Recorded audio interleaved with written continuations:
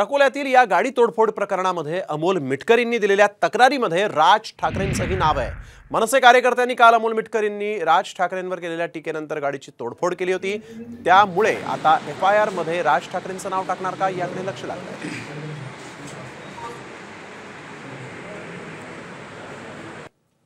मोर्चाची साधारण एकच मागणी आहे की काल ज्या प्रकारे भ्याड हल्ला काही गुंडांनी इथं केला त्यामधले जे काही आरोपी ज्यांच्यावर एफआयआर दाखल झाला आहे ते सर्व त्यांना अटक झाली पाहिजे। माझ्या माहितीप्रमाणे त्यातला मुख्य आरोपी जो आहे पंकज साबळे हा जरा जिम वगैरे करणारा किंवा तो फिटनेस सेंटरमध्ये जाणारा असल्यामुळे त्याचा आणि बीपी वाढण्याचा काही दुरान्वय संबंध येत नाही, पण तरी त्याला पोलिसांनी जीएमसीमध्ये का पाठवलं हे पण संशोधनाचा विषय आहे।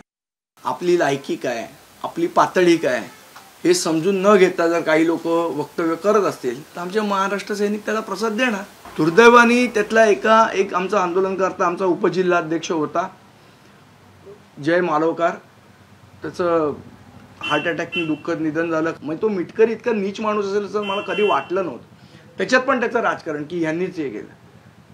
28 आणि आंदोलनाची भीती घेतली आणि केस पडली म्हणून त्याचं महाराष्ट्र सैनिक कधी आंदोलनाला घाबरला नाही आणि केसेसला घाबरला नाही। तर यानंतर वळूया पुढील राजकीय बातमीकडे। आमदार अपात्रता सुनावणीच्या वेळेस मोठा भूकंप होईल असं भाकीत ठाकरे गटाचे नेते चंद्रकांत खैरेंनी वर्तवलं।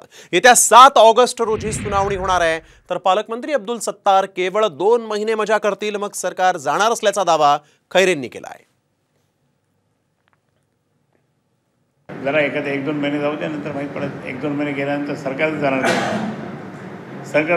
मग काय होणार नाही। जोपर्यंत 2 महिने आपले पालकमंत्री म्हणते मजा करतील ते। ह्यावेळेस मात्र काही ना काही खूप मोठा भूकंप होईल। तो भूकंप होईल तर आमच्या जिल्ह्यातलेच 5 जण फुटलेले आहे ना। संभाजीनगर जिल्ह्याचे 5 म्हणजे 4 फुटले, 5 फुटले, पण त्यातले 4 तर कोणत्या परिस्थिती त्या 16 मध्ये आहे।